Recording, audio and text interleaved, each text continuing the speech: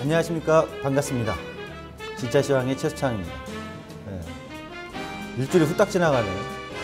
시장이 뭐 일주일 사이에 요란했습니다. 3일은 시꺼멓게 주고 하루는 반짝 해주고 그리고 오늘 이제 금요일날 사거리 동안 요란했으니까요. 메이저들이 좀 쉬는 것 같아요. 열심히 일한 당신 떠나라. 떠나셨나요, 메이저들? 오늘 조용합니다. 자, 오늘 금요일 이제 시장에 대한 시황을 언급을 해드릴 건데요. 또 주목을 해주시고, 제가 이 시장을 참 오늘 제가 얘기해드릴 건 상당히 많습니다, 실은. 근데 제 표정은 잘 보세요. 제가 뭐 연기자는 아닙니다만 학창 시절에 이제 교회 오빠들 뭐 연극도 하잖아요. 연극도 해본 적이 있는데 오늘은 제 표정을 잘 보시길 바라요.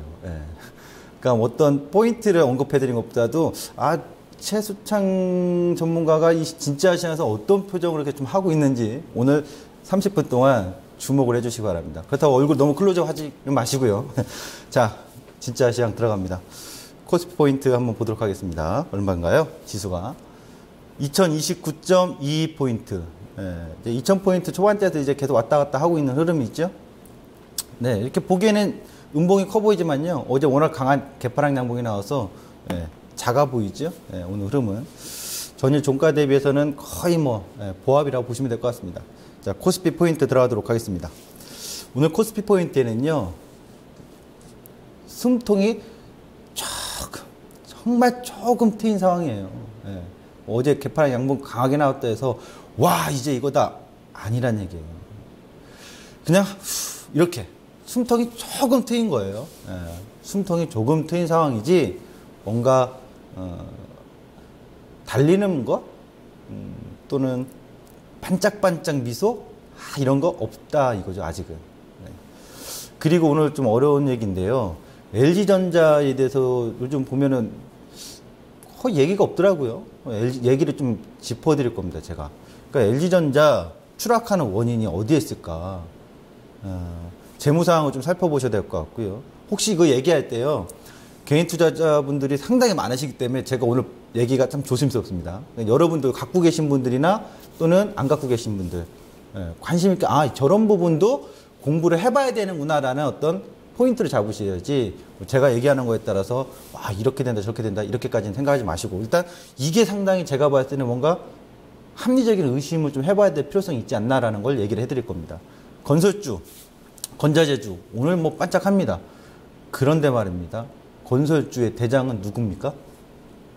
대림산업인가요? GS건설이요? 아니죠.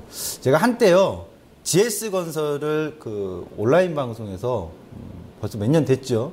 몇 년 전에 좀 좋지 않은 평을 한 적이 있어요. 그때 그 한 이유가 일산인가요? 일산일 거예요. 일산에 뭐 일산하고 또 다른 지역이에요. 경기도 지역인데 진짜 분양 사무실에 한번 가봤었어요. 제가. 그래서 당시에 뭐 애프터 리빙 해가지고 막 이렇게 분양을 하고 있길래 꼼꼼히 진짜 궁금해서 따져서 물어보러 갔더니 항의를 받았습니다. 저보고 기자냐고. 저 기자 아니라고. 그리고 나서 한 2주인가 3주에 PD수첩에 나왔었거든요. 근데 이 건설주에 대해서 왜 오늘 얘기할 건지 또 주목을 해주셔야 될 것 같아요. 하여튼 그런 건설주 앞으로 정말 좋을 건지 아니면 아닐 건지 오늘 고민해 볼 겁니다. 오늘 하여튼 고민하는 것들이 많네요. 그럼 LG전자 주가 흐름 보도록 하겠습니다. LG전자 오늘 주가 흐름이 좋지 않죠? LG전자 주가 흐름이 쭉 나와줘야 될 텐데요. LG전자 한번 보도록 할게요. 오늘 몇 퍼센트 정도 하락하나 보니까요. 아침에 한 3, 4% 정도 하락하는 걸로 봤는데 LG전자가 지금 나오고 있죠. 44,800원 2% 정도 좀 하락을 지금 이렇게 하고 있네요. LG전자 제가 잘못 봤군요. 4%가 아니라 2%거든요. 2% 정도의 하락을 좀 해주고 있습니다. 자, LG전자 뭐 계속해서 신저가를 냅니다. 잠깐 차트를 잠깐만 보여주시겠어요? 차트를 보면 넘어갈게요. 이렇게 계속 하락하고 있죠. 작년 하반기부터도 하락하고 있고 수급은 개인 투자자분들만 계속 들어오고 있고 올 거래량 최고 터진 전부터 외국인의 수급까지 빠져 내려가고 있는 모습들이죠. 계속 신저가라서 좋지 않습니다. 근데 개인 투자자분들 계속 사고 있는데 저는 이걸 얘기하려고 하는 거예요. 그냥 우리가 LG전자의 브랜드, LG전자 대한민국 대표하는 주식이야. PBR이 싸. 다들 이런 얘기를 할 거라고요. 그리고 아직은 뭐 모멘텀이 적어. 휴대폰 쪽에서 사업부에서 뭔가 잘만 나와주면 될 거야 라는 어떤 기대감은 계속 있는데 몇 번째인지 모르지만 기대감은 있었지 제대로 반영을 못 해줬죠. 이렇게 하락할 때 우리가 좀 합리적인 의심을 해볼 필요성이 있다는 얘기예요. 이런 리포트를 애널리스트 분들이 좀 해주거나 아니면 오늘 이 방송을 보시는 우리 뉴스토마토에 있는 기자분들이 직접 발로 뛰어가지고 한번 이런 부분을 좀 취재를 하면 어떨까라는 생각을 해봤어요. 보시죠. 이 자료에 보면 우리가 누구에게나 공개되어 있는 자료입니다. 뭐 비밀을 알고 있는 자료가 아니고 HTS에 딱 켜면 나오는 재무 상황인데요. 이 재무제표를 보면 부채 부분인데 전체적 부채 부분 부채 비율이 200%가 넘어요. 지금 IT 전체적으로 삼성전자, 삼성 SDI, LG 디스플레이, 뭐 LS전자나 이런 대덕전자 보면 부채 비율이 낮아지거나 100%가 안 넘거든요. 뭐 30%, 90%이 정도인데 부채 비율이 200%가 넘어가고 있어요. HTS 지금 보면. 그래서 쭉 부채 내용을 보니까 유동부채 부분 중에서 기타 유동부채가 전년도 대비해서 무려 8배 증가를 했어요. 기타 유동부채는 뭐 선수금이라든가 미지급분 뭐 이런 기타 이런 채무거든요. 근데 이 기타 유동부채가 급증을 한 부분에 있어서 어떤 내용인가 저걸 어떠한 그 부분에 있어서 저렇게 급증했는지 좀 알아볼 필요성이 있다는 거죠. 제가 직접 알아보아서 여러분한테 알려드리면 좋은데 그것까지는 언급을 못 해드렸고 이 부분에 대해서 또 고민을 해봐야 되는 거죠. 다른 부분에 있어서는 유동성 장기부채, 그러니까 유동부채는 1년 이내에 상환은이거든요. 다른 부분에 있어서는 부채가 좀 감소를 했어요. 크게 뭐 우려될 부분도 없고 매입 채무라든가 유동성 장기부채는 감소한 상황인데 기타 유동부채만 유독 증가했다. 또 하나를 보시면 그 유동부채 1년짜리가 아니라 고정부채죠. 비유동부채, 고정부채인데 여기서는 특이한 게요. 그러니까 1년 이내가 아니라 그 후니까 기간이 사채가 증가했어요. 이거는 회사채 발행이 많았다는 얘기잖아요. 일반 투자자들한테는 회사채를 발행해서 자금을 조달했다는 얘기고 이자 비용이 나중에 있겠죠. 이자율이 있을 거 아니에요. 근데 그 밑에 장기 차입금은 일반 투자자들에게 조달하기보다는 금융권에게 조달했을 거라고요. 저 대부분 보편적으로. 근데 금융권 장기 차입금 부분은 오히려 감소했단 말이에요. 몇 년 전에 비해서. 장기 차입금 은행이나 금융기관에서는 돈 빌려주는 게 쉽습니까? 깐깐하겠죠. 어쨌든 이 부분들 우리가 좀 더 면밀히 공부해 봐야 되지 않을까요? 더 합리적 의심을 좀 해보면서 그러니까 지금 오히려 LG전자는 PBR만 보고 싸다라고 보지 마시고 이 유동성에서 유동 부채 부분에서의 뭐가 있지? 이게 문제가 없는지 아니야 향후에 좀 문제가 될 만한 소지가 있는지 고민하시면서 투자 배팅을 하셔야 되지 않을까요? 그리고 제가 봤을 땐 지금은 투자 배팅의 시점이 아닐 것이다 라고 봐요. 그래서 이런 부분을 빠르게 체크하신 개인 투자자분들은 그거에 따른 향후 대응도 준비를 하셔야 되겠다. 그래서 LG전자 좀 어려운 얘기입니다, 제가. 왜냐하면, LG전자 개인 투자자분들의 주주가 워낙 많기 때문에 잘못하면 제가 안티가 되니까. 또 대기업이기 때문에 공부를 하고 알아봐야 될 내용이 상당히 많을 거라고요. 저는 일단 이러한 우리에게 알려져 있는 공개되어 있는 자료에서 좀 이상하네 뭔가 좀 알아봐야 될 필요성이 있네라고 오늘 이런한테 포인트를 드리는 거니까 이거를 또 이제 많이 또 공부도 하셔야 되겠고 아까도 언급했지만요 우리 뉴스토마토의 기자분들도 있으니까 분명 한번 다뤄주셨으면 좋겠습니다. 자 이렇게 하고 넘어가도록 하고 건설주 한번 보도록 하겠습니다. 건설주 쭉 올라가는 흐름들이 뭐 나오는데요. 오늘 현대산업 아침에 막 올라가는 것 같은데 변동이 제가 봤을 때 현대산업 올라가는 것 같은데 스튜디오 나오기 전에 지금은 어떤지 모르겠네요. 왜냐하면 그렇게 올라가면 모멘텀이 아닌데 대림산업 4.7%, GS건설 4%, 삼성엔지니어링 3%, 현대건설업 빠지네요. 올라갔다 빠졌다는 얘기인데 그러면 보도록 하죠. 건설주 보면요 이렇게 이슈를 봤어요. 이슈 다 아는 내용이잖아요. 지난번에 제가 건설주 얘기해드렸죠. 분양이 어떻고, 그러니까 지금 뭐 오늘 뭐 뉴스 최근에 나온 뉴스도 보시면 추경 소식에 힘 못 받는 건설주.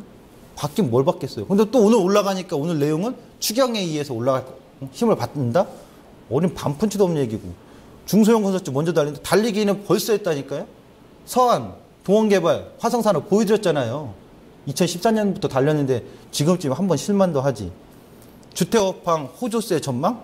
1시간 전에 나온 건설주 강세. 이게 지금 따끈따끈한 새로운 뉴스일까요? 기존에 이어졌던 거잖아요.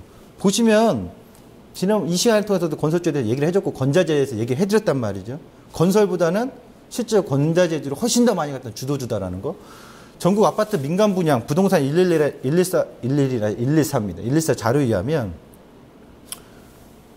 2011년도, 12년도, 13년도, 12년도까지는 전 대통령이 이명박 대통령의 시절에 나왔던 분양이고요. 그 이후에 새 정부가 들어와서 18대 정부에서부터 19만, 26만, 30만. 와우. 당연히 이러면서 뭐가 수혜를 받는다고 했어요, 제가? 네. 지방건설사 그때 수혜를 받아서 올라와 있는 게 우리 눈에 확인됐고, 이것 때문에 뭐 인테리어 관련된 어떤 건자재든가 건축자재 바닥, 마루, 기타 등등. 한샘. 뭐 다 해가지고 올라가고 있다, 주도주다라고 했잖아요. 올해 이제 이렇게 돼 있거든요. 상반기까지 한번 볼까요? 이제 물량 추인데. 상반기 보시면 1, 2, 3, 4, 5, 6. 9만, 19만, 20만. 예. 이거죠. 예. 2015년 분양 가구수입니다. 예. 이렇게 보면은 올해 하반기에 아직 물량이 많이 남아 있는 건 사실이에요. 예. 대략 5, 2 하면은 한 13만, 14만 정도니까 절반 정도 더 남아 있다고 봐야 되겠네요. 그렇죠? 하반기에도 그런 거에 따른 어떤 그 하반기에 기대 효과가 있을 수 있느냐? 있을 수 있다고 볼 수 있겠죠. 아직 남아 있으니까. 예. 보도록 하죠. 또 한번 볼까요? 예. 보면 상가 분양입니다. 어이구, 상가 분양도 잘 돼요. 국내 경기 되게 좋은가 봐요. 분양 물량도 넘쳐나고 상가 분양도. 예? 근데 이 자료를 보도록 할까요? 제가 부동산 전문가는 아닙니다. 그렇죠? 정책 관련돼서 뭐 노나라, 감나라, 배나라 할 수도 없는 입장인데 그냥 우리가 일반 투자적 입장에서 보시면 과거의 분양 추인데요. 2007년도에 가장 아파트 값이 뜨거웠잖아요. 그때 25만 원이었습니다. 보시면 19만, 18만, 18만, 25만. 그리고 급격히 감소합니다.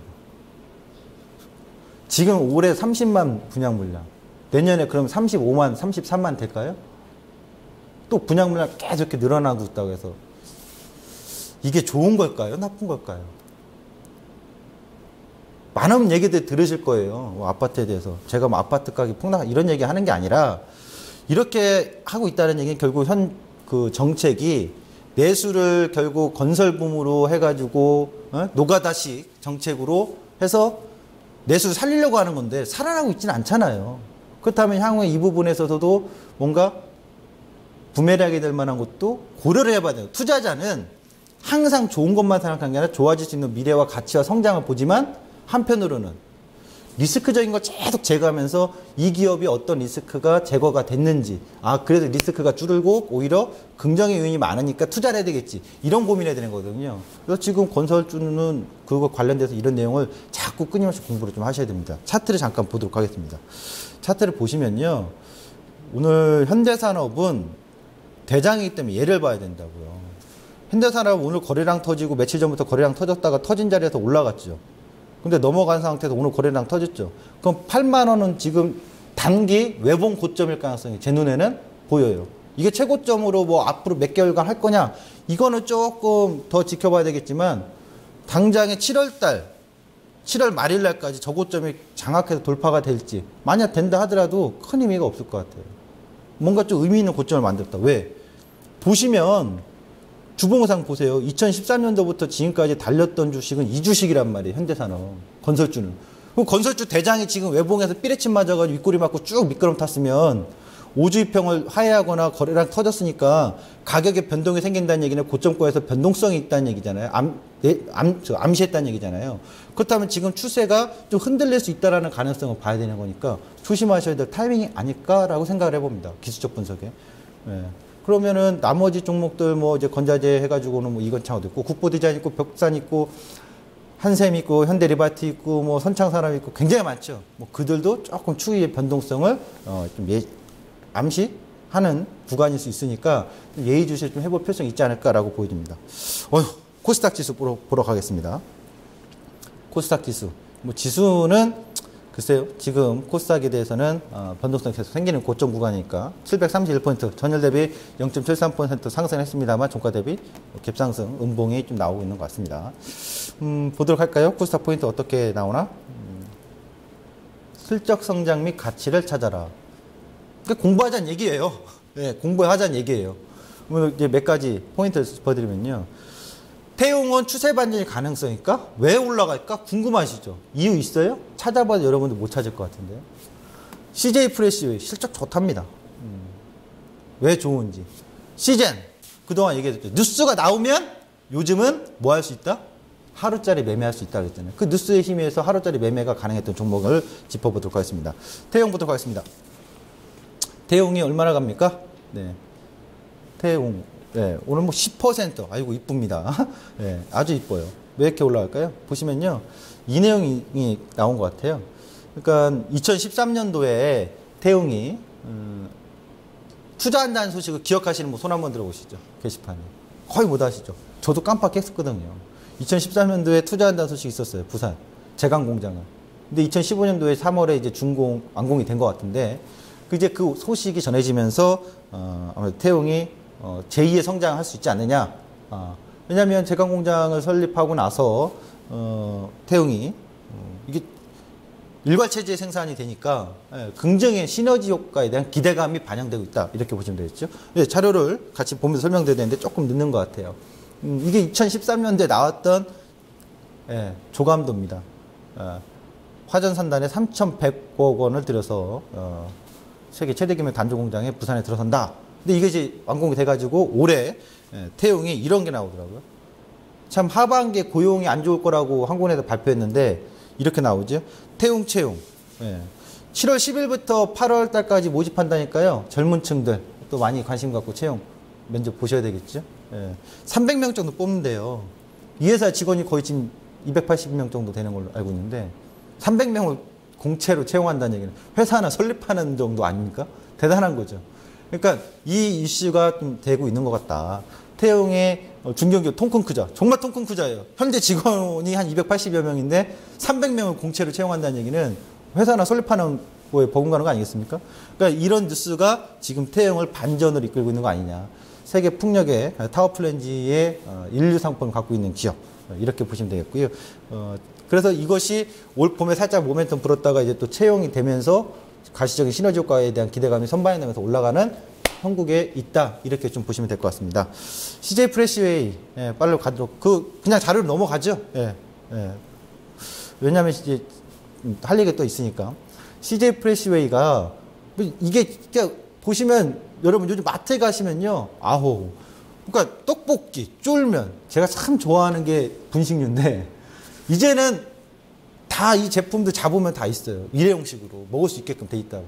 그럼 마트에 가면 이 식자재 제품들 상당히 많은 거예요. 그러니까 우리가 이런 식자재 유통이 무슨 기업이나 공공기관에 급식만 관리한다 이렇게 보지 마시고 정말 우리 생활 전반에 많이 퍼져 있기 때문에 식자재 관련돼서는 장기적인 성장성 보셔야 되겠죠. 또 1인 가구가 증가하고 하다 보니까 뭐 이런 제품들 더 많이 팔리는 것 같습니다. 그래서 CJ 프레시의 사업인데 뭐 긍정적인 사업이 계속 이어지고 있다 이렇게 보시면 될 것 같고요. 시젠 뉴스입니다. 시젠이 이제 나왔잖아요. 큐아젠과의 계약 호재, 뭐 뉴스토마토에서도 오늘 아침 일찍부터 뉴스를 막 나오고 있는데 이 뉴스가 나오면 지난번에 몇 종목 있었죠. 그런 것처럼 아침에 땡 하면 그냥 붙어가지고 시초가 딱 해서 올라가면 먹고 튀는 것, 단기 매매가 되고 있는 시젠이다 이렇게 보시면 될 것 같아요. 시젠은 차트를 한번 잡아서 가겠습니다. 이런 뉴스가 지금 몇 번 나왔어요. 그러니까 전날 밤 장 끝나고 아침 장 시작 전에 뭔가 뉴스거리가 팍 나온 종목 계속 찾으시란 말이에요. 찾아서 놓고 그래 아침부터 단기 매매 오늘 해야지 데이 매매 하나의 기법이잖아요. 배워 산다 해서만 배웁니까? 요소도 배우시는 거지. 보시면은 차트 아침부터 딱 치고 나와가지고 땡겨 올리잖아요. 분봉을 한번 볼까요? 네. 그냥 시초가 땅 붙자마자 그냥 10분 만에 붙여버리고 20분 만에 수익권 딱 주고 먹고 튀면 장땡이죠. 뭐 이 구간에서 이런 식으로 단기 매매가 형성되는 것들이 뉴스의 힘이다. 요즘 특히 30% 확대되면서 그런 단기 매매가 요즘 하나의 트렌드로 보시면 될 것 같아요. 시장 이슈를 가도록 하겠습니다. 킬미 힐미 증시 최근에 인기를 방영했던 드라마입니다. 다중인격장이라고 하죠. 현재 우리 증시뿐이 아니라 글로벌 증시가 다중인격 장애입니다. 중국의 신용거품 얘기 나오죠. 글로벌 경기 둔화에 대한 우려시각 나오죠. 거기다 유료존 문제, 그리스 문제 나오죠. 그리스가 주말에 이제 완전한 타결이나 이렇게 보지 않고요. 또 완전한 부정으로도 보지 않아요. 그냥 어정쩡한 봉합 정도로 나오지 않을까. 근데 저는 이제 그리스 문제가 시장의 본질이 아니라고 봐요. 다른 게 뭔가 있어요, 지금. 다른 본질이 더 중요할 것이 있을 것이다라는 걸 좀 암시를 해드리고요. 6월 12일 날 방송 자료를 보시면요. 6월 12일 날, 제가 그때 뭐라고 했죠? 이때 당시에. 한 달 고조폭이 259.10, 257점 땡땡, 하단은 248.50, 246.10, 243.50. 그리고 뭐 이렇게 왔다 갔다 하다가 그 종합주가에서 2008포인트 찍은 날 있었죠. 6월 16일인가요? 그 저점이 뭐 만긴 날까지는 뭐 깨지지 않지 않겠냐라고 했던 거. 근데 지나고 보니까 한 번은 깨졌었죠. 어제 깼다가 올라왔는데. 근데 어제 종가 상황은 어때요? 그 범위 안에 딱 왔잖아요. 이 범위 안에서 끝난 거잖아요. 그래서 한 달 고조를 6월 12일 날 예상해드렸던 고조폭 안에서 결국 한 달이 끝난 건데 이제 새로운 모습이 나올 겁니다. 코스피 분석하죠. 어제 얘기했던 A 분석.